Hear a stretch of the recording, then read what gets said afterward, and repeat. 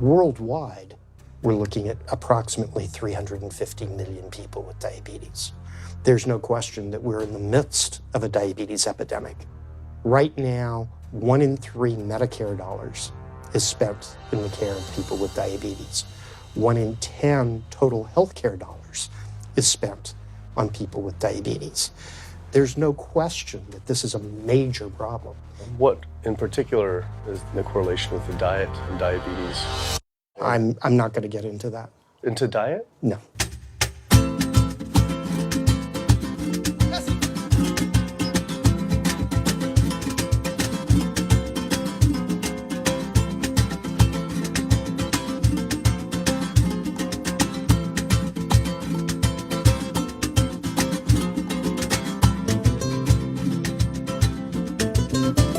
My name's Kip. I'm a filmmaker from San Francisco and I have a confession to make. I'm a recovering hypochondriac.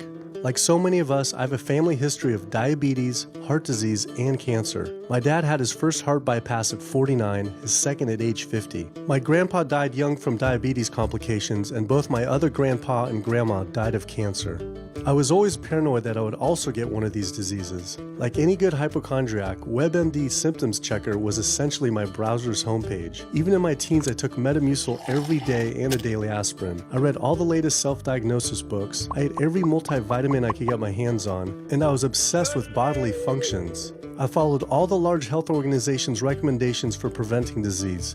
I exercise regularly, don't smoke, don't drink soda, get enough sleep, reduce stress, and grew up eating what I thought was a healthy diet.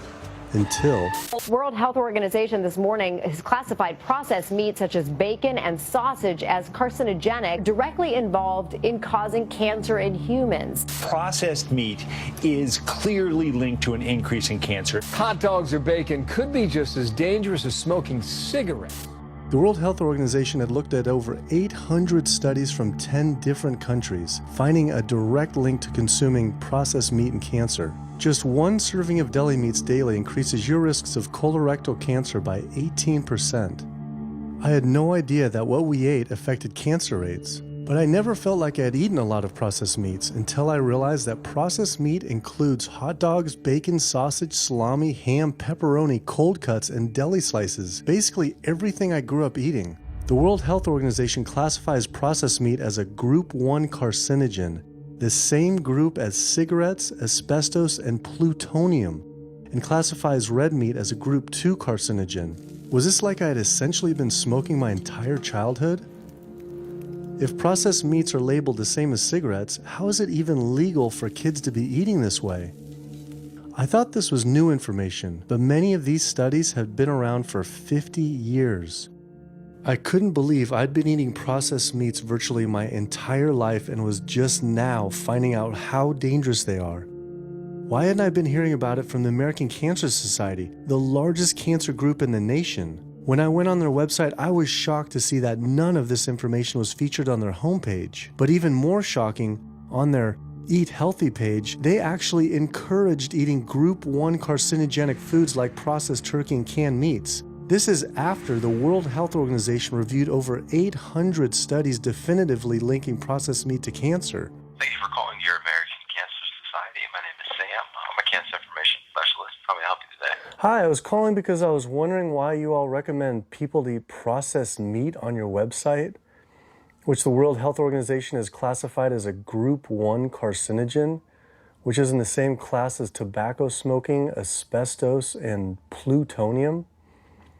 This would be like a lung association having a how to roll your own cigarette section on their website. It's kind of the same thing. But let me just place you on a brief hold because He wasn't able to answer my questions and said someone would get back with me. I had always been concerned about cancer because both my grandma and grandpa died of cancer. I wondered if things would have been different had they known the link between diet and this terrible disease. In the US, 1 out of every 4 deaths is from cancer. Oh, sweet. American Cancer Society rep confirmed an interview this week.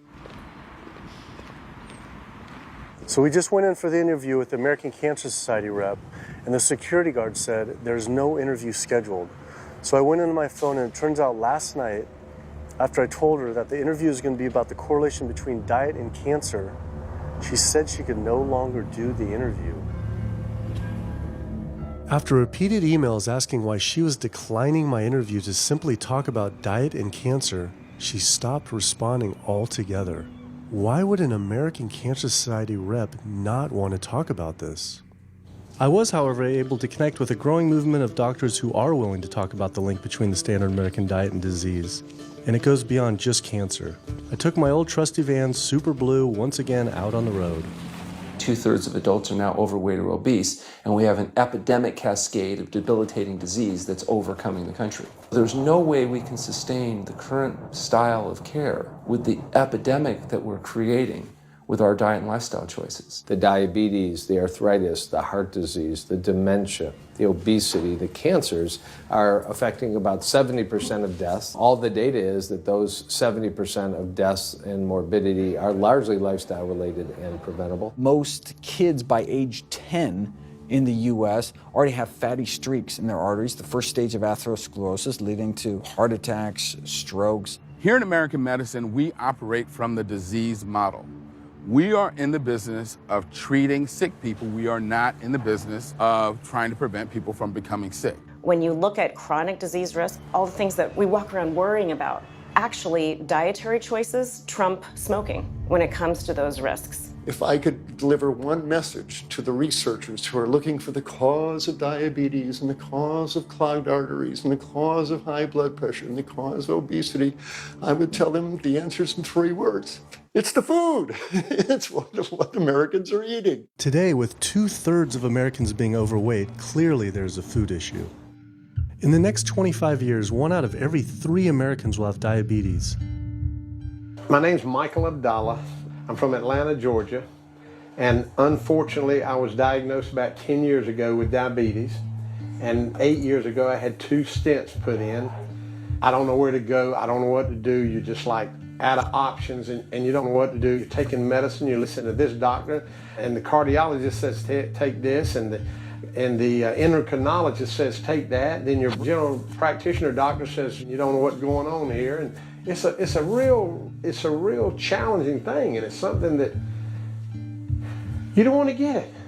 You just don't want to get it. Government and media almost exclusively blame lack of exercise and sugary foods as a cause of diabetes. But I wanted to talk with an actual expert on the role of diet and diabetes. I went to speak with premier physician, diabetes expert, and researcher, Dr. Neil Barnard. What role does sugar play in causing diabetes? It drives me crazy. Diabetes is not and never was caused by eating a high carbohydrate diet, and it's not caused by eating sugar. The cause of diabetes is a diet that builds up the amount of fat into the blood. I'm talking about a typical meat-based, animal-based diet. You can look into the muscle cells of the human body and you find that they're building up tiny particles of fat that's causing insulin resistance. What that means is the sugar that is naturally from the foods that you're eating can't get into the cells where it belongs. It builds up in the blood, and that's diabetes. I had never heard that meat was associated with causing diabetes. We had always been told that sugar or obesity caused it. Renowned weight loss bariatric surgeon Dr. Garth Davis, though, agreed. Everyone thinks that you get diabetic because of carbs. They did a huge study in that EPIC study, 500,000 people.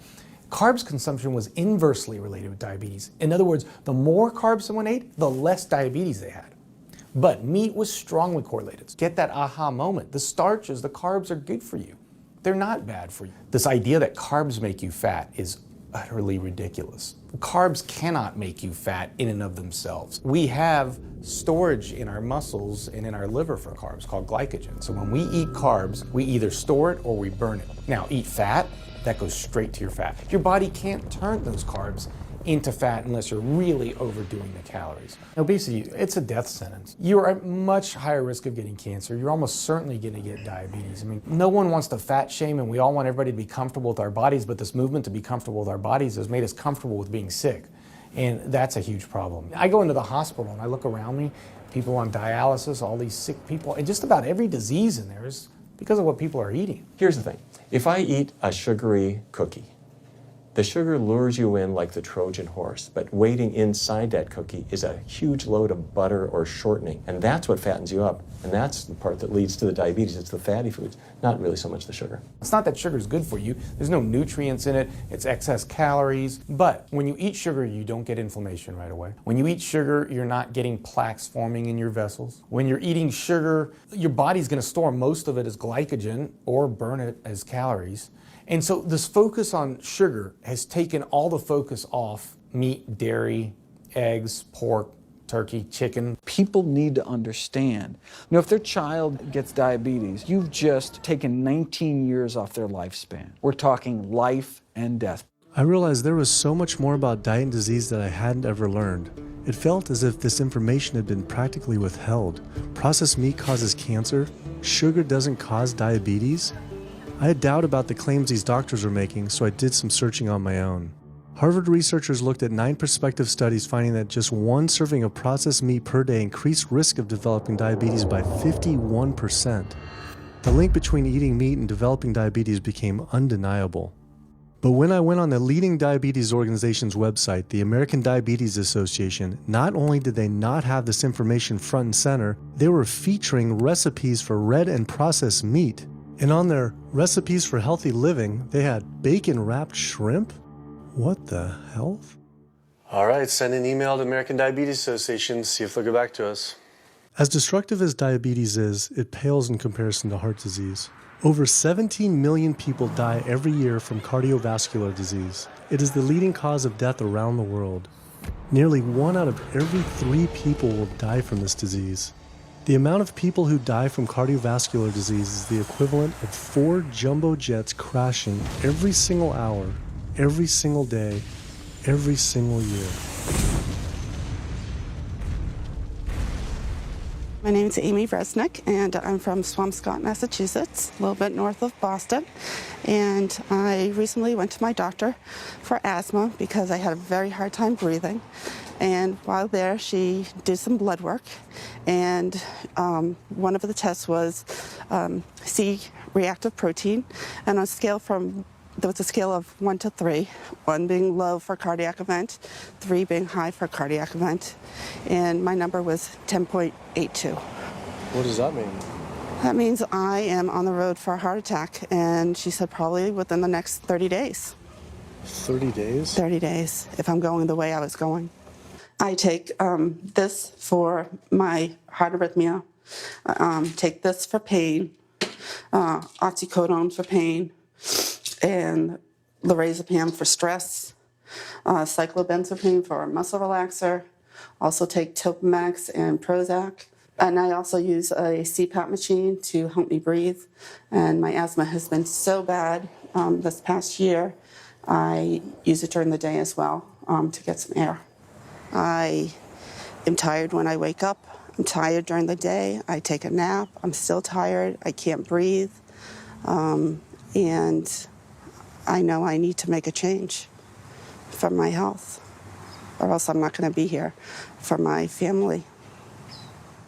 When we speak of heart disease, I would say the role of alcohol is pretty small.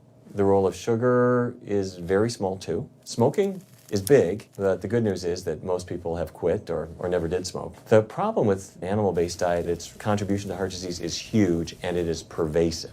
All this expensive imaging, procedures, bypasses, medication, none of which has one solitary single thing to do with the causation of the illness. So you die of a completely benign foodborne illness that never had its causation treated. When we eat these kind of dead meat bacteria toxins, within minutes, you get this burst of inflammation within your system such that you basically paralyze your arteries. You get this stiffening of the arteries, their inability to relax normally in half. So it's not like decades down the road eating unhealthy, there'll be some damage. No, we're talking damage right then and there within minutes of it going into our mouth. Many people are given the diagnosis of Alzheimer's disease when it's not true Alzheimer's at all. The vast majority of people suffer dementia due to their tiny blood vessels in their brain clogging up up and their nerve cells being shortchanged of oxygenated blood. And guess where that blood vessel dementia comes from? Those little tiny arteries are clogging up from that steady stream of fat, cholesterol, etc. It's really quite clear from the standpoint of cancer and the standpoint of cardiovascular disease that animal protein plays an enormous role. Is chicken better? It's a question of whether you want to be shot or hung. The flesh food that I would eliminate from the American diet would be poultry, would be turkey and chicken. A brilliant advertising campaign has convinced people that, oh, it's white meat, it's healthier. The leading source of sodium in the American diet for adult is chicken. It can be labeled all natural chicken, but be injected with the salt water, having up to 800 milligrams of sodium. Heterocyclic amines are clear-cut carcinogens, and they can form in any kind of meat as it's heated, as it's cooked.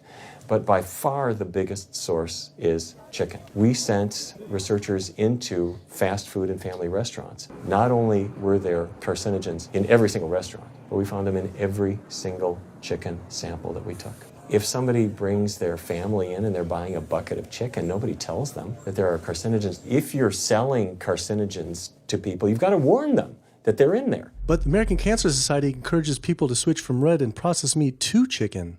Why would the American Cancer Society tell people to switch from eating one carcinogenic food to another when a Harvard University study showed that men with prostate cancer who eat large amounts of chicken increased their risk of the disease progressing 4 times? The number one dietary source in America of cholesterol is chicken because of the volume of chicken. You know, chicken's become grilled chicken and organic chicken. It's machismo, but it has nearly as much cholesterol per gram as red beef. So just on sheer volume, it's the number one source. Yeah, eggs being close behind. I'd never really thought about eggs much. I just thought of them as a standard part of a healthy diet. But then I found a study suggesting that eating just 1 egg a day can be as bad as smoking 5 cigarettes per day for life expectancy. The yolk of a hen's egg is the most concentrated glom of saturated fat and cholesterol. It is made to run a baby chicken for 21 days with no outside energy. It is pure fat and cholesterol.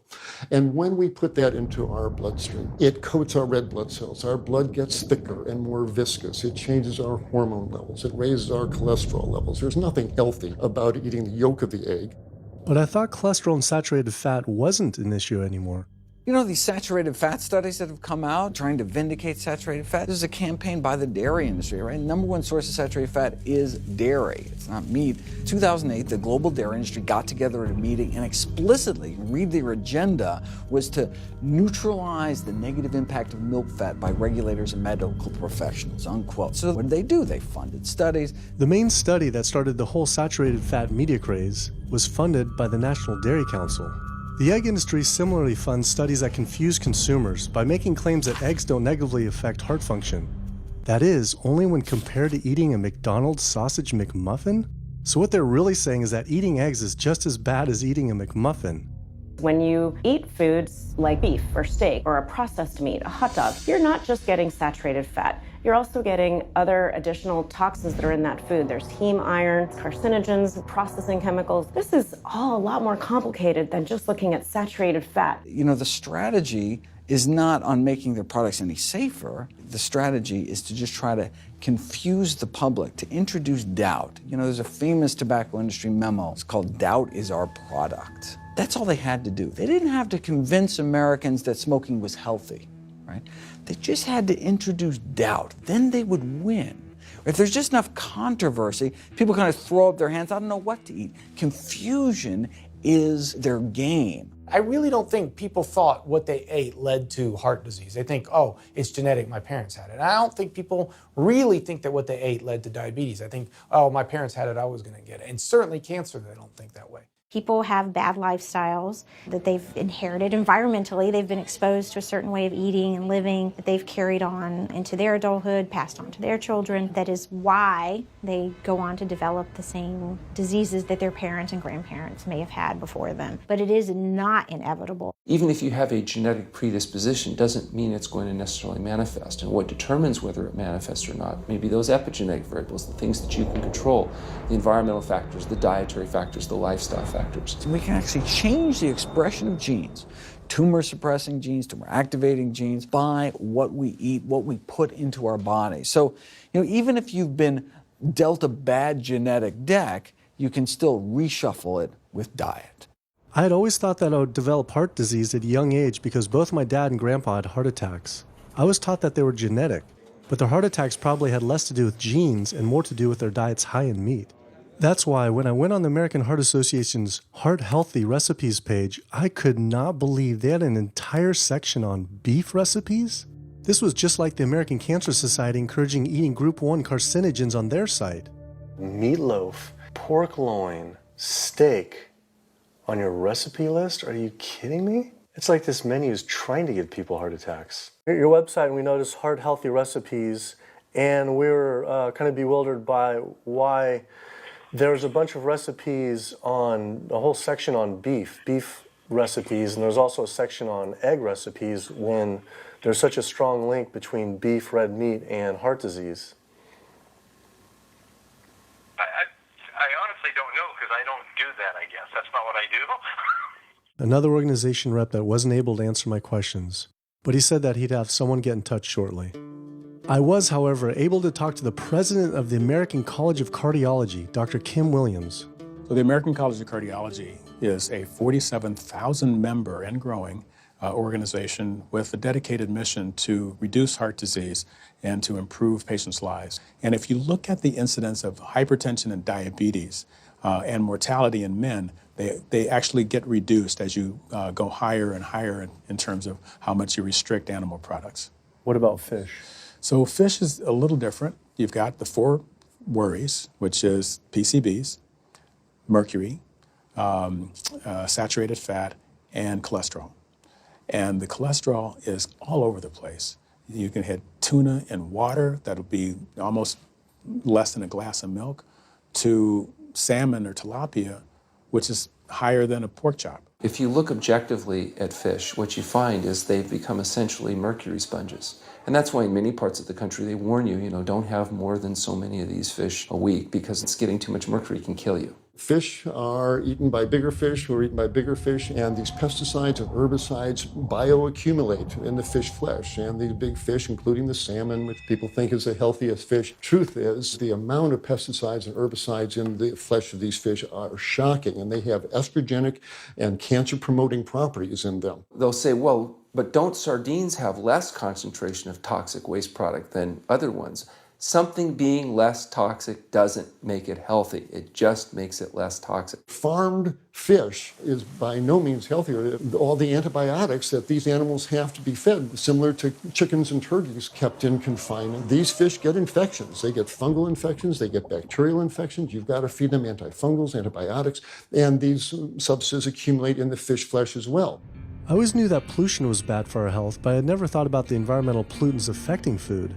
Dioxins, being the most toxic man-made chemicals known to science, cause all sorts of things. They cause endometriosis, they cause cancers, they cause endocrine disruption problems. Most of your exposure, 93% of it, comes from eating meat and dairy products because it climbs up in the food chain so effectively. So you can get exposed to living near these incinerators and breathing it, but it'll take you 14 years to breathe in as much dioxin as a cow will ingest by eating the grass in one day. And that dioxin will accumulate in its fat, which includes the milk and the meat, and anyone eating meat or dairy products is going to get that dose of dioxin, so it climbs up the food chain every step. Men have no way in their bodies to get rid of dioxins, but women have 2 ways. They're both involving having a baby. One is that dioxin crosses the placenta into the growing infant, and the other is that it comes out from the breast milk. So if you have a meat and dairy consuming mother breastfeeding that infant, then the highest impacts of toxic exposure like mercury and dioxins will go to that infant. Pregnant women are told, oh, certain types of fish should be avoided. But what about all these other animal products which are introducing, imagine as the fetus is developing, introducing these very harmful toxins which create reproductive abnormalities, developmental problems, and hormonal issues right as the child is developing, the most critical stage of development. It does make you worry when people say, don't you want to have a little bit of milk because you're pregnant? Don't you want to have some fish because you're pregnant? Who do you think is going to get the chemicals that are in that? All these environmental toxins and toxins from the feed that they're being fed accumulate in their tissues and are released into the mother and unfortunately to the child when you eat these products when you're pregnant. So this includes antibiotics, hormones, steroids in animal feed. Commercial animals are largely fed GMO corn and soy, which are very laden in pesticides. PCBs have been banned since the 70s, but they persist in the environment. Dioxins, all of these compounds can create hormonal, reproductive, developmental damage as well. Eating organic beef, poultry, pork, or fish will not help you avoid contaminants like mercury, like dioxins, like strontium-90, because they fall out over all sorts of farm fields and water bodies, and they don't skip over the organic fields. And so really the contaminants are coming in regardless of how these animals are raised. I had always been concerned about the possible health impacts of GMOs, but then found out that most of the world's GMO crops are actually consumed by livestock, with dairy cows consuming the most per animal. This fact, with everything I'd learned about bioaccumulation, made dairy terrifying, especially considering how much cheese I ate in my life. Cheese is an amazing product when you think about it. It's probably one of the single best foods at compromising health that you're going to actually feed to people. Think about it. You've got an animal product, so you've got all the issues of biological concentration. You have a highly processed food product, and not only does it have naturally a lot of saturated fat, but you put a lot of salt into it. There's a strong link between dairy foods and autoimmune diseases, and so that can show itself up as excessive production of mucus and exacerbation of asthma in kids who are prone to that, and even adults. And also there's an association between dairy foods and multiple sclerosis and type 1 diabetes, which is an autoimmune disease, and other rheumatologic problems. Cow's milk is baby calf growth fluid.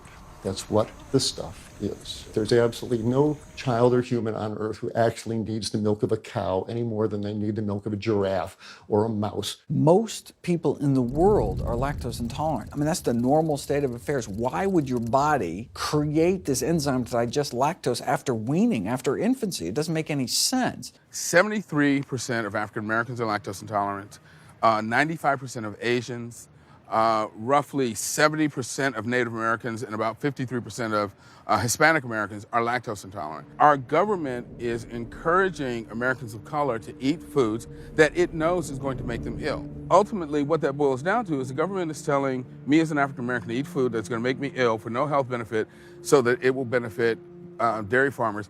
And that's a form of institutionalized racism. Yeah, milk is a risky food for human consumption. As a pediatrician, I see on a daily basis children suffering from conditions that are linked or associated to dairy consumption, such as eczema, acne, constipation, acid reflux, iron deficiency, anemia. Cow's milk protein is the most allergenic food. People say, well, no, I want hormone-free, not injected with bovine growth hormone. But milk is this hormonal fluid, so it's just packed with sex hormones and natural sex steroid hormones like estrogen, progesterone. In fact, doesn't matter if it's conventional milk, doesn't matter if it's organic milk. Milk without hormones, that's an oxymoron. Organic dairy has just as much saturated fat and cholesterol and galactose and all the things that you don't want as conventional dairy. Dairy products in general have a lot of other products associated with it, not the least of which is pus. I mean, they actually have laws limiting how much pus you can actually have in a milk and still sell it. I believe it's like 750,000 pus cells per cc. Because, I mean, you wouldn't want too much pus and it'd be like pure pus. People might object. In fact, you could think of cheese as kind of coagulated cow pus, if you would. But I was always told that we need milk for strong bones. I'm Jane Chapman, and not too long ago, finally got some x-rays of the hips and back. Severe bilateral osteoarthritis of the hips. And actually, I'm scheduled for 2 hip replacements. That's bone on bone. It's the grinding of the joints. My stability is scary. I hold on to the walls if I'm at home. I've been told to use a walker. I'm only 61. This is not how you're supposed to live when you're this old. I have a really hard time believing that that's all that's left.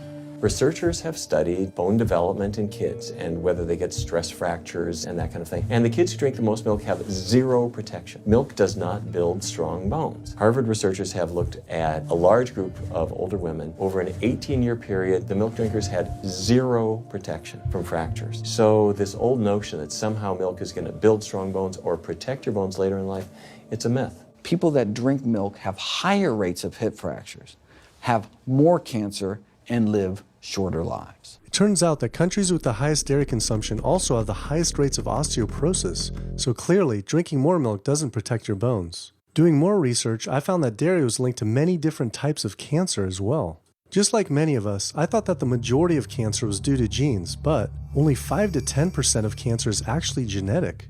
Any cancer is caused by a DNA mutation, but that's not enough. So that can cause that first cancer cell, but one cancer cell never killed anyone. 2 cancer cells never killed anyone. But 1 billion cancer cells, now we're running into problems. So we need to reduce the growth factors in our body, like IGF-1. Insulin-like growth factor 1 is this cancer-promoting growth hormone involved in every stage of cancer cell growth and spread and metastases.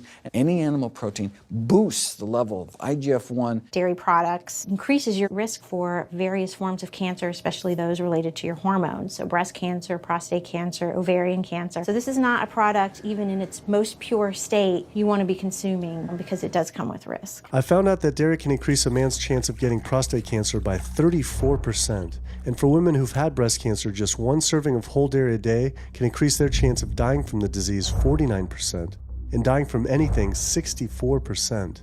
Why weren't breast cancer sites like Susan G. Komen warning everyone about this?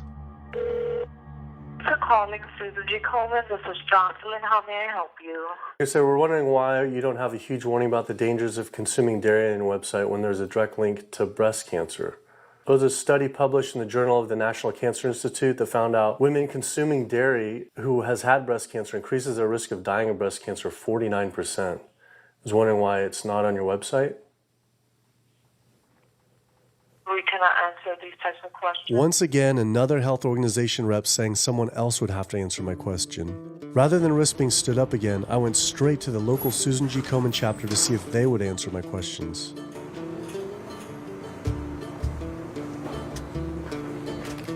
They didn't want to answer my questions in person either, and told us to stop filming, but promised they would connect me to the national office directly. Susan G. Komen's Pink Ribbon campaign had done a lot to raise awareness for breast cancer, although it was confusing to see pink ribbons on dairy yogurt containers. Breast cancer can be prevented with a healthy diet and lifestyle, but we're not. We're talking about pink ribbons and putting all the money into research for the cure. I, for one, know that I would want my daughter, my mother, me, I want to focus on not getting to that point, and that's where I would like to see more energy and effort put. I had been a hardcore cheeseaholic virtually my entire life, despite the risks, but like so many others, I seem to have been addicted to it.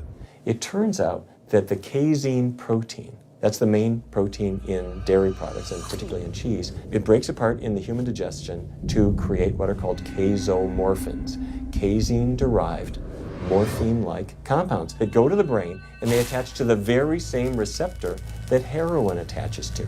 Don't get me wrong, they're not as strong as that, but they are strong enough to make you come back again and again and again, despite the fact that you're gaining weight, you're more unhealthy than you've ever been, but that cheese just calls out to people. Casomorphin may play a role in SIDS, and sudden infant death syndrome, may play a role in autism. This is one of the reasons why we don't want infants drinking milk from cows. Human breast milk has 2.7 grams of casein per liter, compared to 26 grams per liter for cow's milk. That's practically 10 times more. No wonder it's so addictive.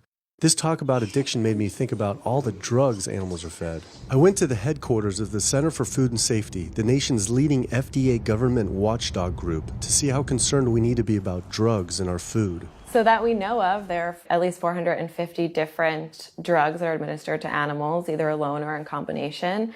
These drugs are given to animals for a variety of reasons, very, very few of which are actually beneficial to consumer health. We've got drug companies that work real hard to make sure they can sell lots of drugs to people raising cows, pigs, and chickens. The pharmaceutical industry sells 80% of all the antibiotics that it makes in the United States to animal agriculture. Antibiotic residues are found in meat, other antimicrobials are found in meat, there has been ractopamine found in meat, there's been hormones found in meat. So right there you're talking about 4 different drugs. It could be, in the same piece of meat. The pharmaceutical company is supposed to show the safety of animal drugs. They're not really testing to see what the impacts of these drugs are on humans. They're really looking to see what the impacts of these drugs are on animals. When we try to get information on some of the health studies and the environmental studies, from federal agencies, we get back page after page of blacked out information because the company claimed confidential business information. Consumers have no idea what is in the products that they consume. So how sick something makes me and how bad it pollutes the environment is a secret for a company. In the animal agriculture industry, as in the tobacco industry, these companies really have a vested interest in making sure that the public doesn't have information about their effects and what risks are really posed to consuming them. Have this system where animals are living in their own waste, they're living next to animals that are sick or even dead, and they're stuck in cages with these animals. The bacteria tends to spread, so that the pathogens that are being created in these filthy conditions are breeding resistance to antibiotics, and the public are becoming exposed to those. We already have people dying from salmonella and other things that you eat. We're having about 3,000 people die every year in the United States. That's more than the number of people that were killed in 9/11 in the Twin Towers in New York. If we had some terrorist organization killing 3,000 people a year, we would be all over it. The antibiotic-resistant bacteria deaths that we have, on top of that, you get 20,000 people dying a year. That's 7 9/11s every year. Can you imagine if that many people were being killed by some terrorist group in the United States every year? We would find them. You know, the World Health Organization has said we're nearing a post-antibiotic era in medicine. You'll be at risk in minor surgery to have a fatal infection. You'll be at risk going to the dentist if you have a tooth extracted. Or it'll be like Civil War medicine. You get an infection in your leg and you cut your leg off. So you have this very dangerous situation. By crowding these animals in, they become a perfect engine for generating a new flu virus that can come out into the community. If you lived near a swine spray field, not even the CAFO, but the waste disposal field, you were 3 times more likely to have a MRSA infection. You can't see how it impacts the average person's life in Duplin County, North Carolina, and not be a little upset about it. From an environmental standpoint, from a community standpoint, from all other aspects, North Carolina, we're in a state of emergency. We've already had bouts of swine flu, or H1N1 as they prefer to refer to it. That particular swine flu incident was originated on a farm here in North Carolina. There's approximately the same number of hogs in North Carolina as there are people. Between 8 to 10 times the amount of feces is produced by a hog, an adult hog, as compared to an adult human. 10 million pigs in North Carolina produce the waste equal to 100 million humans. This is the equivalent of the entire U.S. eastern seaboard flushing their toilets into North Carolina. But there is no waste treatment. The pigs' waste falls through slats in the floors of the sheds they are forced to live in. It is then pumped into giant waste pits, which leach into rivers and streams, and is pumped out unfiltered onto fields, further polluting the environment and neighboring health. When you go back and you look at where these hog facilities are located, there's a disproportionate number of them that are located near communities of color, low-income communities. It is definitely a human rights issue. My sister, she have asthma, and you know, her brother, he have asthma. He's 3, and we don't know what she might have. I have asthma, I have sinus, I have sarcoidosis, that's the bacteria, and I have a pacemaker, which is 6 sinus syndrome. But you know, mostly everybody in this neighborhood got asthma or either cancer. My neighbor there died from cancer probably just last year. My nephew down the street, he's got cancer. He's in terminal cancer, stage 4. He's not a smoker, not a drinker. And it's not in his lungs. It's in his lymph nodes. But see, if you live here and saw the way they do, you wouldn't eat no pork. Well, I don't eat bacon because I know where it comes from. When they die, they go into a box and they decompose because they swell especially from the heat. A truck come and pick them up, take them to the processing plant in Rose Hill, ground them up into feed, and feed it back to the hogs. If I come out this door, if he's spraying there, it's gonna come in my face. It hit you right in the face. Smell like something that you have never smelled before. It smells worse than a dead body. It's the family graveyard. I have my grandmother out there, my sisters, my brothers. When we go to the funeral, he used to spray. During the funeral? During the funeral, yes. During the funeral. Yeah, he spray. And when the people come, everybody be closing their nose up, saying how it stink. They can want to have a cookout on Sunday, he'll spray. Do you think he does it on purpose? I think so. Because he just sprays Sunday. He always sprays Sunday. And in most of these area, hog houses and turkey house is in the black area or the Hispanic area. It's either or. Do you think it's also a civil rights issue? Yes. Yes, I do. Yes, I do.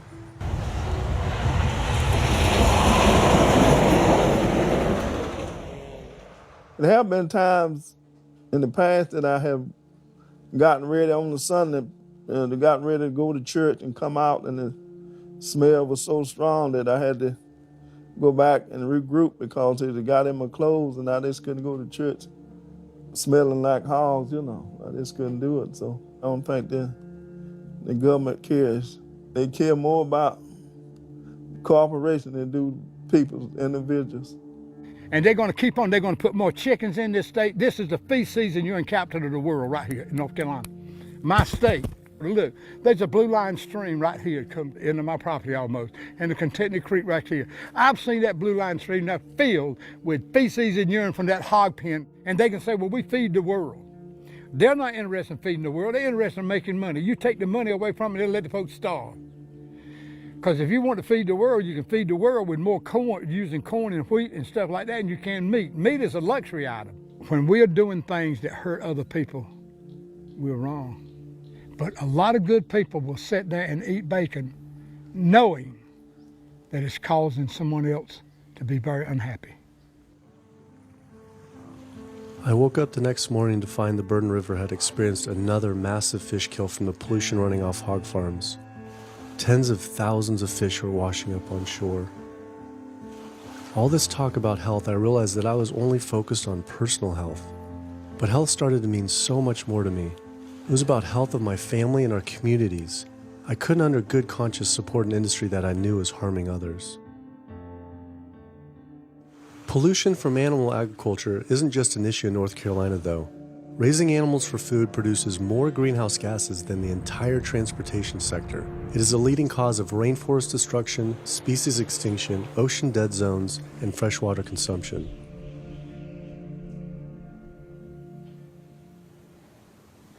American Diabetes Association actually finally got back, and they agreed to an interview. Preparing for their American Diabetes Association interview, I took a look at their diabetes diet and meal plan recommendations, and they were loaded with foods associated with causing diabetes. How could they expect people not to get diabetes if this was the food they were recommending? And then, I saw multiple peer-reviewed studies published on the National Institute of Health website showing that a low-fat, plant-based diet was more than twice as powerful at controlling and even reversing diabetes than the ADA recommended diet that included meat and dairy. Well, the mission of the American Diabetes Association is to identify a prevention and a cure for diabetes, but in the meantime, to improve the lives of all people who are affected by diabetes. And what's the best way to prevent this? For type 2 diabetes, it's unclear. We can't prevent type 2 diabetes in everybody. When we were doing the research, we came across a lot of studies that said that you actually could potentially cure or reverse diabetes with a purely plant-based diet.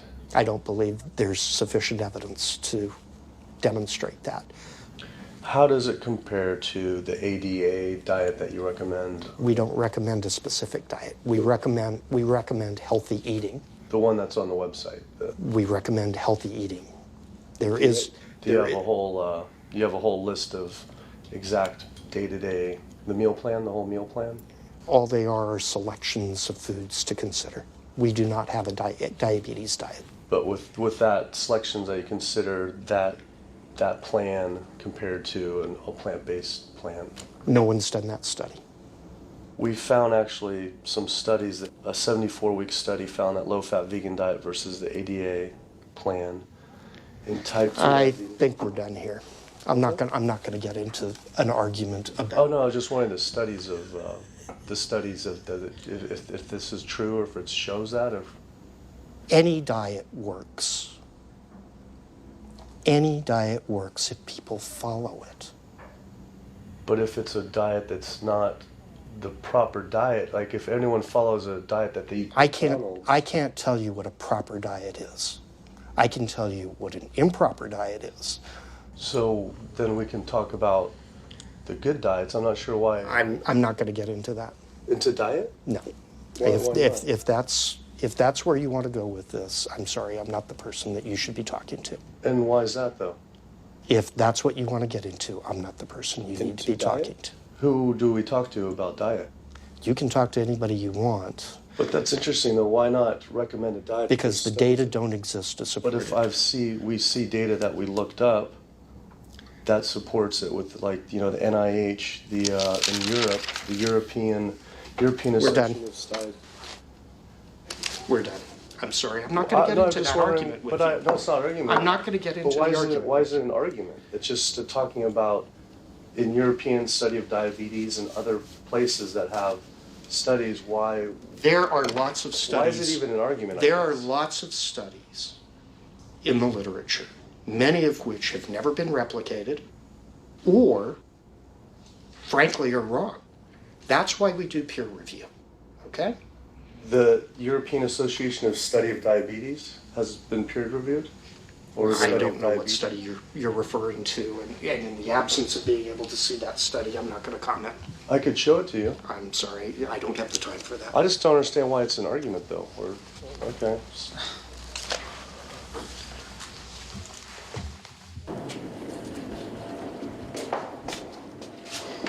That was interesting. What he wanted to talk about was people living longer with diabetes. But once you mention eliminating diabetes or prevention, oh, whoa, now you cross the line. Prevention and cure, whoa, let's not go there. Not only did Dr. Ratner, the chief medical officer of the American Diabetes Association, not want to talk about diet, but the fact that he had such an emotional reaction to my question made it feel I was digging into something that he didn't want uncovered. I had always thought there was no prevention for type 1 diabetes, but then I did research and came across countless studies referencing the link between exposure to dairy at a young age and type 1 diabetes. I mean, this is a food made for baby cows. Cow milk protein gets into the bloodstream, and the body says, hey, this isn't supposed to be in the bloodstream. It makes antibodies to the cow milk protein, which then attack the pancreas and destroy the pancreas. How is this possible that ADA wouldn't have this forefront on their website? Why wouldn't they be warning all parents about this, even if there were only a slight chance? Why were they recommending people to actually eat these foods linked to diabetes? It seemed all of the large health organizations were encouraging people to eat the very foods linked to the diseases they're supposed to be fighting against. American Heart Association promoting beef, American Cancer Society promoting processed meat, pink ribbons on dairy products, and bacon-wrapped shrimp on American Diabetes Association. And then it all came together. What if? And there it was. The American Diabetes Association was taking money from Dannon, one of the world's largest dairy yogurt producers, Kraft Foods, makers of Velveeta processed cheese, Oscar Mayer processed meats, Lunchables processed kids meals, and Bumblebee Foods, makers of processed canned meats. American Cancer Society was taking money from Tyson, one of the world's largest meat producers, and Yum Brand, owner of Pizza Hut, KFC, and Taco Bell. Susan G. Komen was supposed to be fighting breast cancer, was corporate partnering with KFC, Dietz Watson Processed Meats, and Yoplait Yogurt. And the American Heart Association was probably the most disturbing of all, taking hundreds of thousands of dollars from the beef industry, poultry, and dairy producers, and millions from fast food and processed food manufacturers. Every single one of these organizations was taking money from meat and dairy companies that are associated with the causes of these diseases. This would be like the American Lung Association taking money from the tobacco industry. I was sick of not getting answers, so I went to the headquarters of these organizations myself. We have to speak to someone in person. There's millions of people dying from the foods that they're recommending people to eat. I wanted to find out why Susan G. Komen had accepted $35 million from Yoplait when their products can increase a woman's chance of dying from breast cancer 49%. And ask American Cancer Society if taking money from KFC and Tyson was the reason they promote eating meat. But every one of these organizations declined to be interviewed. What's really sad is that we cannot trust information from these leading health organizations like the American Heart Association, the American Diabetes Association, because they are taking money from the very industries who are causing the problems that they're supposed to be helping to prevent. So that makes the truth something that you are not going to be hearing, as far as nutrition goes, from these organizations. Well, that would be the end of their funding, that would be the end of their jobs, that would be lawsuits, they would bring the entire catastrophe down upon their heads, and they would essentially disappear as organizations. This one time I got invited to a charity fundraiser for the American Diabetes Association. And I showed up and they had a whole buffet and it was all just animal products. I remember like a big thing of barbecue chicken. And I was like, I stormed out. I said, like, serving chicken at a diabetes event is like serving alcohol at an AA meeting. It just doesn't make sense. We had scheduled to film an interview with a prominent surgeon, but before we could get inside the building, the hospital's media relations manager stopped us. Actually, I understand that Dr. said that you could film here today, but unfortunately that's not going to be able to happen. I know that he advocates for patients changing their diets, but the hospital makes money off these surgeries, and the reality is he does too. So we can't do anything that's going to negatively impact the hospital, so unfortunately you're not going to be able to film here today. I was sickened by how open she was about the hospital being more interested in profits than people's health. But it wasn't just this hospital or these organizations. Even the U.S. government is involved too.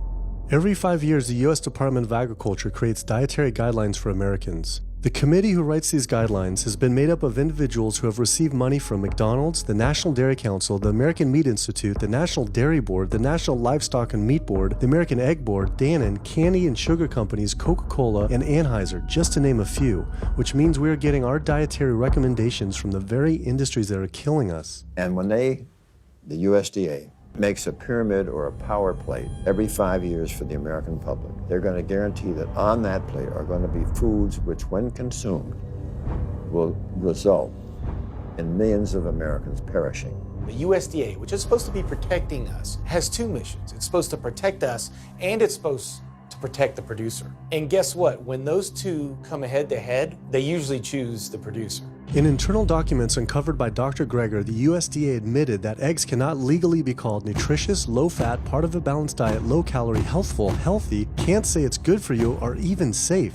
Yet they still promote these products to the American people through federal checkoff programs. If you ask somebody if they've heard of the checkoff program, the odds are they haven't, although daily they are seeing the messaging that these programs produce. So checkoff programs are responsible for the messages that we see on TV, on the internet, on bus billboards and magazines that say things like, milk, it does a body good, or milk life, beef, it's what's for dinner, pork, be inspired, the incredible edible egg. The dairy checkoff program gave $12 million to Domino's to just market cheese-heavy products. And this is the USDA, this is the government. If you've seen those ads for the Pizza Hut pizza, the stuffed crust, or a pound of cheese, those are all government advertising schemes for the industry.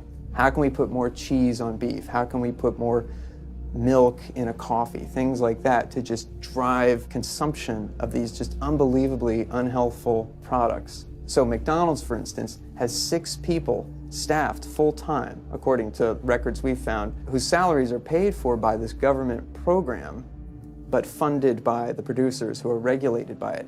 And these 6 people sit there at McDonald's headquarters and just come up with ideas. Triple cheese decker McCheese muffin stuffed bacon cheese slider? With extra cheese? No. Yes. You don't think of it on a day-to-day basis that these are government programs. The Wendy's bacon double cheeseburger, government program. The steak fajita at Dunkin' Donuts, government program. You would just never think that this just pure garbage from a food standpoint is coming from a federally funded program. That's one of the things that makes checkoffs so incredibly creepy, is that it is our government telling us, eat more beef, drink more milk, eat more cheese, eat more pork. One of the very effective ways that the dairy industry promotes its products is to reach children because kids are impressionable, they're going to be consumers for their entire lives, and you might as well get them while they're young. So dairy spends at least $50 million promoting its products in public schools throughout the country with posters with people with milk mustaches and messages like milk it does a body good or milk life. Targeting young people, right? The tobacco industry had to keep replacing their customers who are dying with new customers. The meat industry knows they have to target young people. That's why we have these foods in schools and marketing messages at a younger and younger age for kids to get hooked on all the wrong kinds of foods. So there's all kinds of parallels. School districts where processed meats are all over the place. Maybe it's going to be bacon on the menu, sausage, hot dogs, or a pepperoni pizza. Any of those things are processed meats, and those are pretty much the worst of the worst with a direct link to colon cancer. And yet you have every day in the schools meal items with processed meats. If the Surgeon General puts warning labels on tobacco because of their cancer risk, why aren't the same warning labels on meat? Based on the publicly available data, we know they spend at least $557 million promoting their goods through checkoff programs. We know that they spend at least $138 million lobbying Congress. We expect that they spend a good deal more than that in figures that simply aren't publicly disclosed. The industry's lobbying power is so strong that they can create laws and push through legislation that doesn't benefit Americans in any way, such as ag-gag laws that criminalize whistleblowing or photographing abuses by this industry. Activists in the U.S. can be charged as terrorists for disrupting the profits of any business that uses animals under the Animal Enterprise Terrorism Act, to the even more ridiculous ones like cheeseburger laws. A cheeseburger law is a law that says a plaintiff cannot recover against a manufacturer, distributor, or retailer on the theory that the food made the plaintiff obese or caused an obesity-related disease.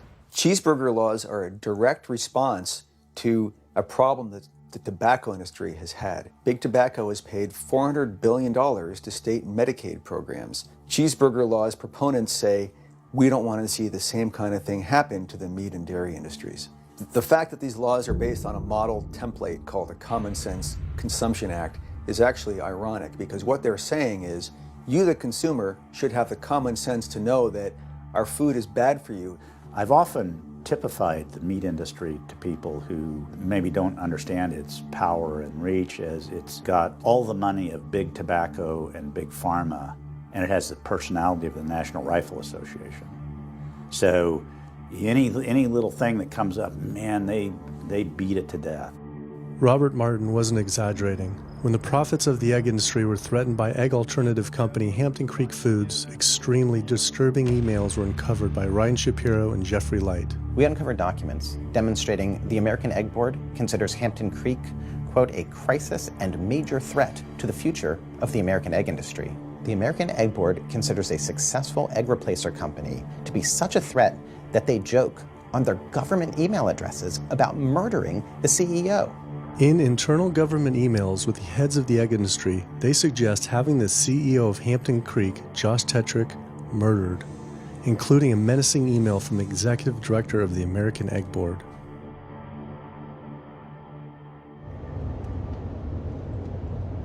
The meat producers don't have to pay for the heart disease or the environmental destruction or any of the other externalities, as economists call them, that their products cause. You know, then there's the whole pharmaceutical aspect of it, and the fact that there's a very strong pharmaceutical industry and lobby that has a huge stake in preserving the status quo. And these chronic diseases, these are the cash cows of the pharmaceutical industry. You have a $5 billion stent industry. Do they ever want to see that go away? We've got a $35 billion statin drug industry. Do they ever want to see that go away? I'm talking about the pharmaceutical industry effectively controls what doctors are told. Most research isn't put into prevention, it's put into the medication that we might use for that particular disease.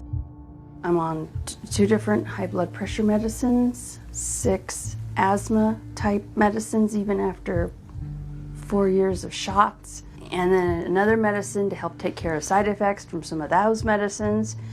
I'm on high-level antidepressants, a couple of different pain meds for my back and hips. I'm taking about 16 drugs, not counting the insulin in the morning. I take insulin morning, insulin night, 32 to 34 units of insulin. Lantus to be exact. Some of these meds are for diabetes. This is for peeing. I have to use this for my prostate, and then I have to use this for the heart, and I have to use this for blood pressure. And it's just on and on and on and on. The doctors are telling me this is what I got to do for my whole life, and it's frustrating, and it's very stressful, and I don't know how long my liver is going to last taking all this stuff. Under conventional medical treatment, whether it be for autoimmune disease or even conditions like high blood pressure or diabetes, you're told that you have to take drugs. And not just for a week or a month or a year. You're told you have to take drugs forever. You're guaranteed that if you follow your doctor's advice, you'll be sick forever. You'll never get well. That's the guarantee.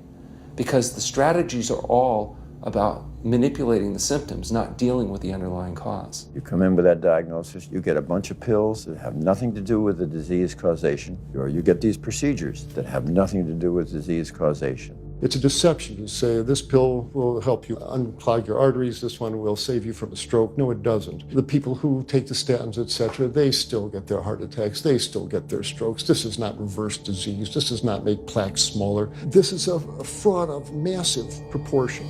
In the U.S., treating chronic disease such as heart disease, cancer, and diabetes is a $1.5 trillion industry. That's the GDP equivalent of the 10th richest country in the world. I went back and dug deeper into the health organization's funding, and there it was again. These organizations were accepting millions of dollars from pharmaceutical companies that are making billions of dollars from the very same diseases these health groups are supposedly trying to end. It seemed like a major conflict of interest, unless ending these diseases isn't really the goal. The pharmaceutical industry spends more money on lobbying than any other single industry. Just like animal agriculture, they are so powerful they write their own laws that have had activists imprisoned to silence them. Government's in bed with anyone that gives them the most money, which is the pharmaceutical industry, which is the animal ag industries. Like, they are pumping the government full of money and resources, and in return the government's giving them what they want: subsidies, imprisoning activists that go against them. And I think it's quite telling that these industries are working so hard and spending so much money to criminalize people for simply taking a picture, for simply recording what's going on inside of these facilities and making it known to the public. They're behind walls. They're underground. They're in these secret facilities that no one knows about. But if they did, they would be shocked and outraged. And I think people would not want to think that their pharmaceuticals, that their food are coming from these places. And that's why I think the ag laws are what they are, is because they are trying to silence people into not speaking out and not showing the truth. I finally realized how deep the collusion truly is between government and these industries, and how dangerous it could be to expose them. These concerns intensified after meeting the USDA whistleblower who revealed mad cow disease in the U.S. meat supply. USDA operates like the military. So when I got on TV and that, right away USDA sent out memos to all the veterinarians and food inspectors. If anybody from the media ever contacts you, do not talk to them. Refer them to Washington, D.C., and we will talk to them. So right away, shut up everybody. American public should be very concerned about this. What's going on with USDA? Here in the United States, we have at least 4 cases of mad cow disease, but I'm almost positive there's more cases than that, but the government isn't looking for it. So what you're saying is that there could be already mad cow disease in humans. Right, and I think a lot of it was misdiagnosed. With the Alzheimer's or dementia, it takes several years, you see the progression, but to make it easier, these doctors just sign off on it as dementia or Alzheimer's without actually taking a biopsy of the brain to see if it's that, or is it actually a prion disease like Creutzfeldt-Jakob disease or mad cow disease. Do you think it's safe to eat meat? I personally don't think it's safe to eat it because of the fact how the line speeds are increasing, and also our inspectors are not well trained enough. At the present time, the line speed now is going about 220 cows an hour.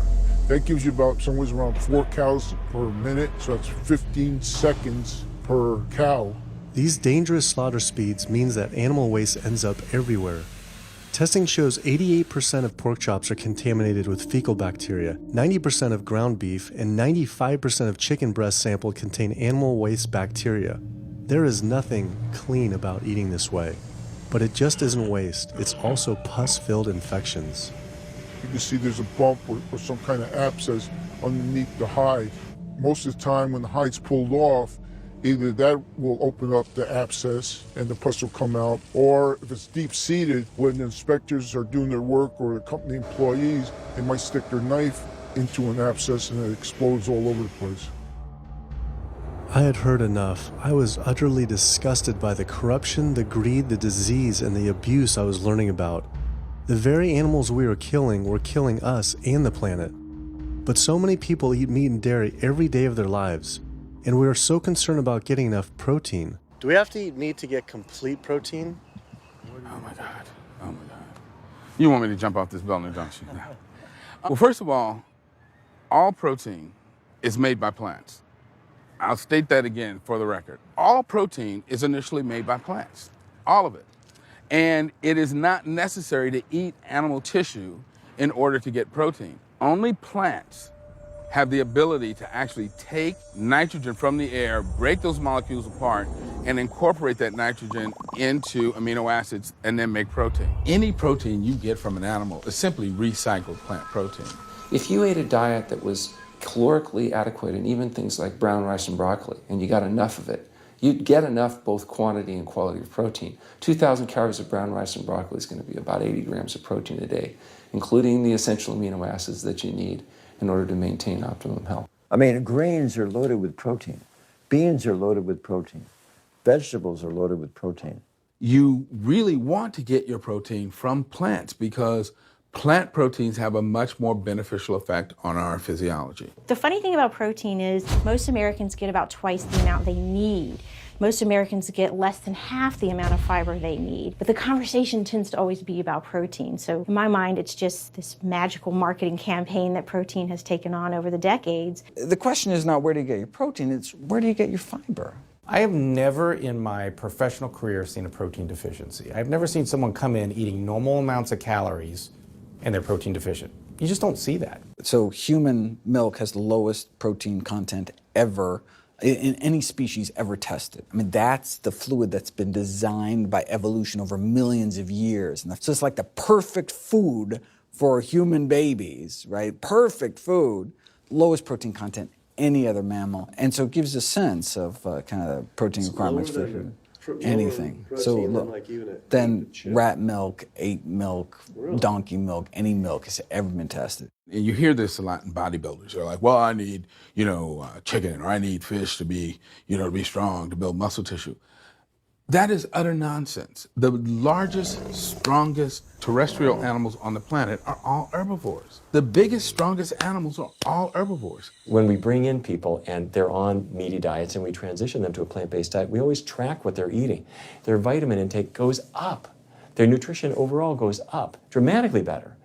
And these same people might worry in advance, will I get the nutrition that I need on a plant-based diet? The fact is, you're not getting the nutrition you need on a meat-based diet, and you're going to get dramatically better nutrition on a plant-based diet. For an average-sized guy like myself, I need about 56 grams of protein a day. That's optimum. Probably I really need 30 to 40 grams a day. Diets that are really high in these protein create diabetes, create heart disease, create cancer, create the diseases that I'm treating on a daily basis. But this is the opposite of what all the high-protein diet fads say. The food you eat determines the bacteria that live in your gut. While you eat animal flesh every day, you are summoning up bacteria that eat carnitine. And those bacteria will turn that carnitine into a molecule called trimethylamine. Your liver then turns that into trimethylamine oxide. That's a molecule from hell. That molecule drives cholesterol into the artery walls. And the people who are consuming this flesh-based diet are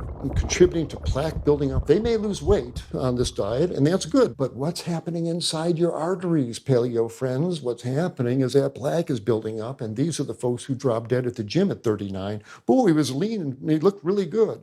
But where is that cholesterol going? It's going into your artery walls. So I believe these paleo folks are setting themselves up for an epidemic of clogged arteries, colon cancers, autoimmune diseases. This is not a healthy diet. We are not carnivorous apes. Humans' closest living relatives are chimps, who get 97% of their calories from plants and the remaining 3% mostly from insects. Comparing the anatomy of true omnivores like bears, who eat both meat and plants, to frugivores like primates, who eat almost exclusively plants, the differences are pretty clear. Frugivore teeth have flat molars for chewing plants, where omnivore teeth are serrated for stabbing and tearing flesh. Frugivore jaws can move forward and back and side to side. Omnivore jaws cannot. Omnivores have much stronger stomach acid for digesting meat compared to less acidic stomach acid of frugivores. The intestines of frugivores is 9 times their body length compared to 3 times for omnivores. This is because meat will putrefy in the gut unless it is moved through quickly. If humans were indeed true omnivores, we would need to change our physiology and appearance quite a lot. But we fit every requirement of a frugivore. We may behave like omnivores, but anatomically, we're frugivores. Human beings, unlike bears and raccoons, and to some extent dogs, don't have that mixed anatomy and physiology that you see in the true omnivores, and thus we are not true omnivores. In humans, the canines have become really small and rounded and actually function like accessory incisors. They're utterly useless for ripping and tearing anything other than an envelope. So the idea that the mere presence of the canine somehow means that we're supposed to eat meat is silly. He was right. I always thought my canines were for meat, but what kind of animal could I actually kill and eat raw with these tiny teeth? The thought alone was disgusting. I mean, everybody loves a smoothie made with fruit and even some vegetables, but if you think about putting a fish or a piece of beef in a blender and grinding it up, the thought is absolutely repulsive. All these diseases I had learned about were from eating a diet our body wasn't designed for.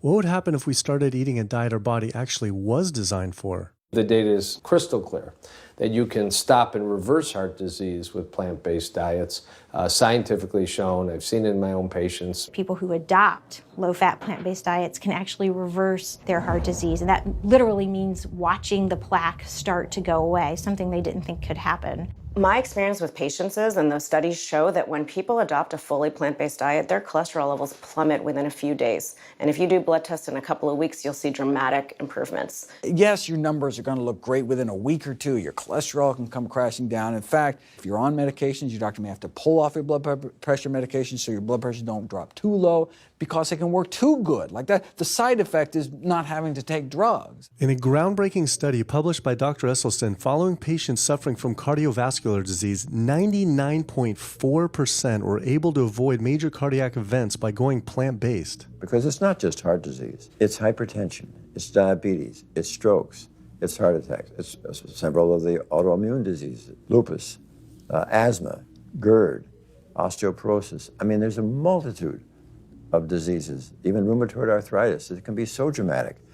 When you see these poor souls with just absolutely crippled with rheumatoid arthritis go plant-based, then they come off their medication. I wanted to follow up with Jane Chapman, who had been suffering from severe osteoarthritis, and I could not believe what I saw after only a few weeks of fasting and changing her diet.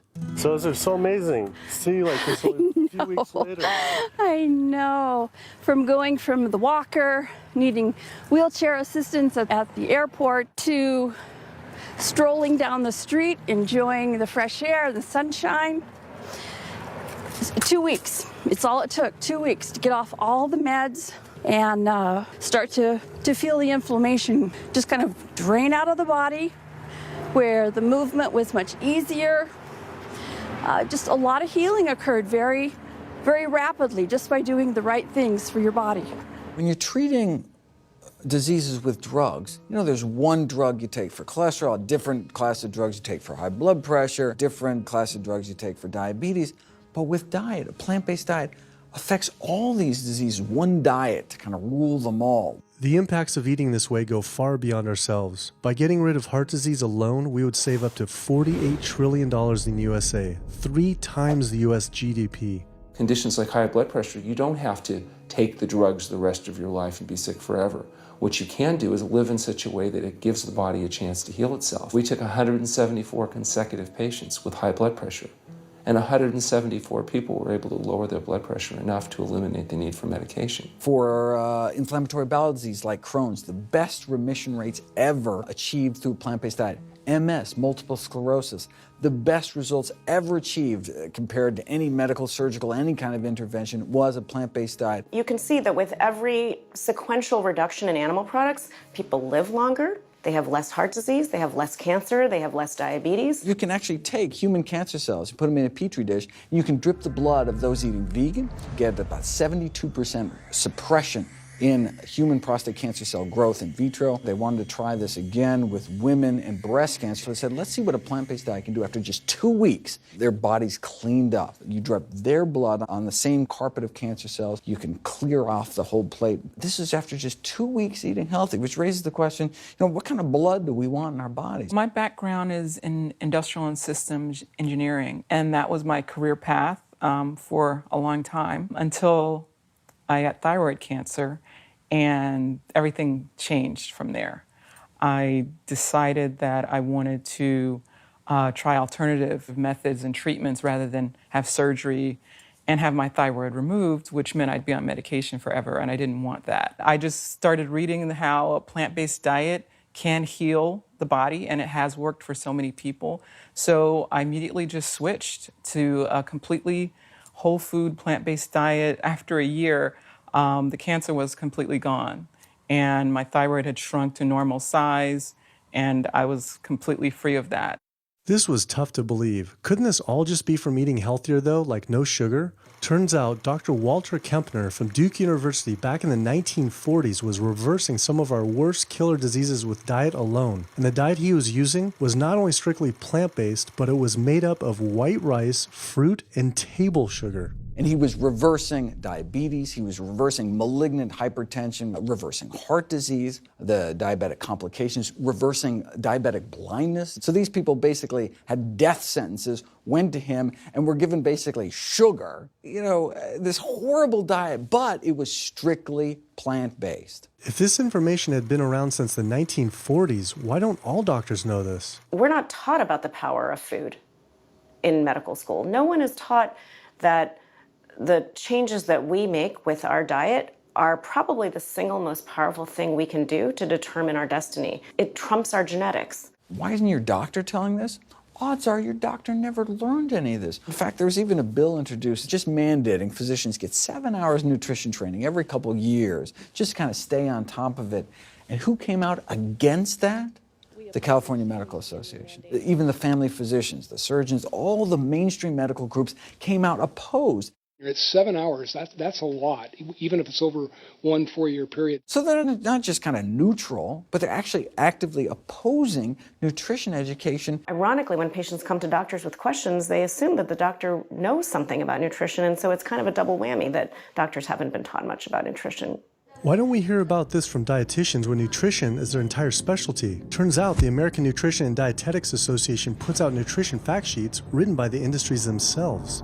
The industries pay $20,000 per fact sheet and explicitly take part in writing them. So you can learn about eggs from the egg industry, and you can learn about lamb from the lamb industry. This would be like learning about the benefits of smoking from the tobacco industry. When people are eating meat, I think of it as a bit like smoking. It's sort of Russian roulette. You may not get diabetes, but your chances of getting diabetes, about 1 in 3. You may not get cancer, but your chances, if you're a man, about 1 in 2. A woman, 1 in 3. Your chances of gaining weight, 2 out of 3. It's not all diet, but most of it is. The best thing that you can do to make sure that you empty all those bullets out of the chamber and you're not taking risks with your health is to get the animal products out of your diet and eat healthy foods.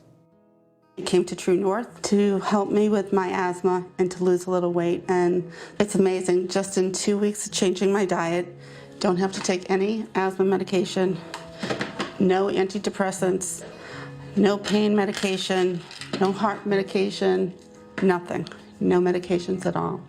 And it's just incredible. I was taking Oxy and Advil, and I was taking 800 milligrams of Motrin 3 times a day just to get through the day because I was in so much pain. And now, nothing. Wow. Nothing at all. 2 weeks. 2 weeks, So 14 days. All that medication are completely off. Completely off everything. It's just been so frustrating to me because I went to so many different doctors for help, and I tried so many different medications to help me with my asthma, and nothing helped, and I was stuck on the couch for the last 10 months, unable to breathe. And now in 2 weeks' time, 14 days, I'm off my medication, and I can breathe, and I feel good, and I can walk. My life has changed, and it only took 2 weeks of a whole plant-based diet. That's incredible. Yeah. That is incredible. It really is. That's amazing. It really is. I feel so blessed and so good and just so happy to be doing this. And I'm hoping that I can be a role model for other people and not be pushy about it, because everyone's going to do it in their own time. But thank God my time is now. So. Thanks. Thanks. As powerful as Amy's story was, I knew for some, eating 100% plant-based would still seem extreme. I think there's this sense that everything's okay in moderation, right? But we haven't seen that moderation works. There really isn't a study that shows that by eating meat and eggs in moderation, you can actually turn your heart disease around and get better. But I know people who've given up meat and they felt sick. Yeah, it's unlikely that anybody's symptoms are caused by a dead, decaying flesh deficiency. The lack of highly processed animal food products in the diet is not going to be associated with the causal factor about why they're sick. There is going to be a reason why they're not feeling well, but that's not going to be one of them. So I've had people go vegan and they come back to me and they're like, I'm hypothyroid and my doctor says I'm hypothyroid because plant-based diet makes you hypothyroid. I'm like, so what does your doctor tell all his meat eaters that are hypothyroid? Boy, what's an animal flesh or dairy that you can't get in plant-based? Cholesterol, heterocyclic amines, E. coli. You know, if you think about it, there is nothing in an animal-based diet that you can't get in healthier form somewhere else. The only other vitamin is vitamin B12. It's not made by plants, not made by animals either, made by little microbes that blanket the earth. So because the way we live in our sanitized world, unless you're eating bacteria-contaminated foods, we need to get a source of B12 from somewhere. And so the healthiest, cheapest, safest source is to get a vitamin B12 fortified food or vitamin B12 supplement, not to get it from meat and dairy. What about people who say they have to eat meat for their blood type or their genes? I mean, it's like I need meat because I'm a Capricorn, or I need meat because I have an A+ blood. I mean, it's like, what do you say? No one has to eat meat. I mean, there's no vitamin, mineral, nutrient that you can't get from non-animal sources. Valentine's Day, I decided to go vegan and give up all meat, which was never in my thoughts in a million years, but I've heard so much success from people that are vegan.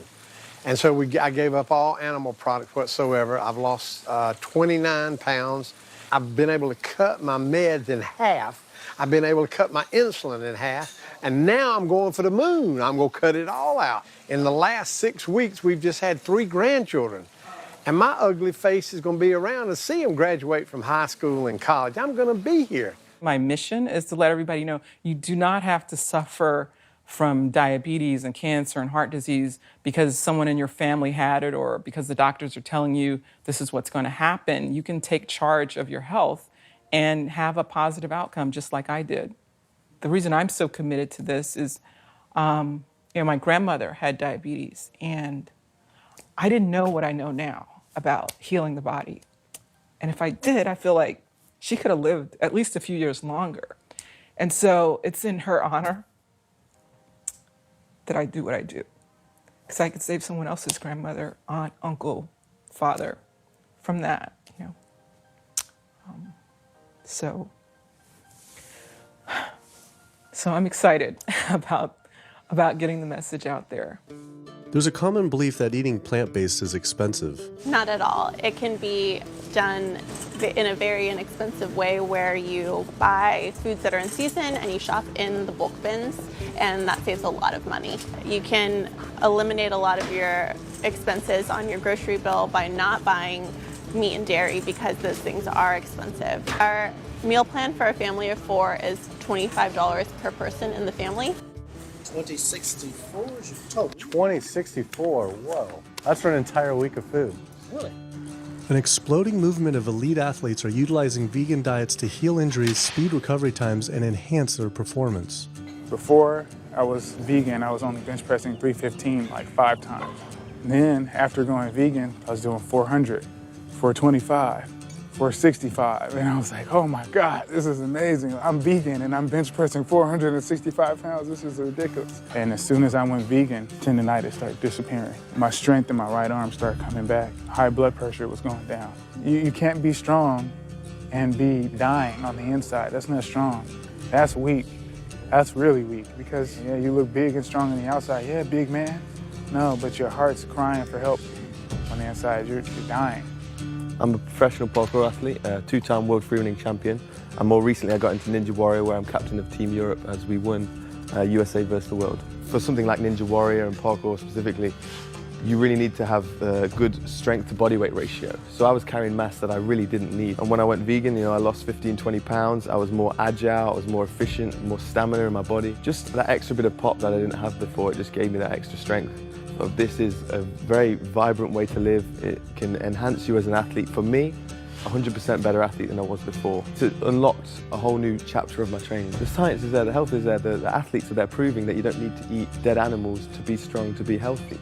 I started working out when I was 47 years old. All the muscles you see, I gained as vegan. I gained 15 pounds of muscles on my body, eating all plant-based vegan foods. All the aches and pains in my body, it just went away. Because I'm not ingesting so many inflaming foods, the acidic foods that animal products are. Gorillas, rhinos, and elephants, they all get their muscles and strength from eating plants. That's what I do. I travel all around the world for my surfing, and I've always been able to eat vegan. I feel like if you want something, you can make it happen. I just don't make any excuses. I would never not be vegan now that I know all the benefits and now that I know how it feels to be vegan. Every aspect of my life has been improved by adopting this lifestyle. I feel better, I perform better athletically, I sleep better, my energy with my kids is better, my focus at work is better, everything is better. My skin cleared up, kept myself trim for 9 years now doing this. All I can tell you is that I felt and I continue to feel better than I ever felt before.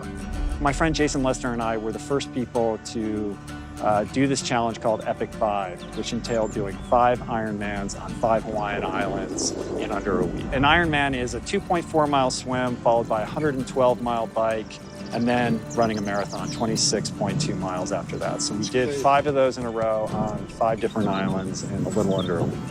Yeah. You almost die? Yeah. Where'd you die? So I guess the famous question, where'd you get your protein in there? From plants. Like so many people, I was looking for excuses not to change my diet. But once I finally did, I felt liberated. Within days, I could feel the blood running through my veins with a new vitality. Within weeks, I felt a transformation throughout my entire body and mind. Not only could I survive on a purely plant-based vegan diet, I could thrive. I felt amazing. I competed in my first marathon in 6 years, training half the amount and beat my personal record by 23 minutes. Less than a month later, I did my first full Ironman. Although I could possibly get away with eating a little bit of meat and dairy without ill effects to my personal health, I could no longer willingly support an industry I knew was causing so much suffering to communities, families, and all life on the planet. A whole new world opened up. I felt whole again, connected to a greater sense of what true health is, and where true health doesn't end with me, but begins with us. If people adopted a plant-based diet, the changes we would see in our individual health, in our national health situation, and in this physical environmental world we live in would be so profound. I mean, today, you can say, I'm not going to eat that stuff anymore. It's one thing that I can do myself personally to make a difference. It will give you a greater sense of well-being and happiness when you know that, one, you're not destroying your health every time you sit down to eat, you're not promoting cruelty, and you're not damaging the earth. I don't want my gains to be at the detriment of the planet of other things.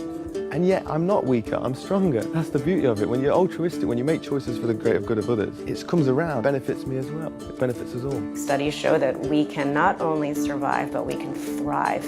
I just feel this is a great way to live, not harming other beings when we can be healthy and happier. I love it. It's a great life. I never thought that I could feel this good at this age, and I just want everybody to feel this way. I feel like a 20-year-old. I'm almost 50. Nothing tastes as good as healthy feels, basically. And so the choices that we make every single day, day in and day out, around our food, has the capacity to bring us true health and optimal wellness, not just individually, but collectively, as a species and for our planet. We're not going to live forever, but while we are alive, we can live well. And for me as a doctor, that's what I want to see. Where there's a will, there is a way. And I believe that.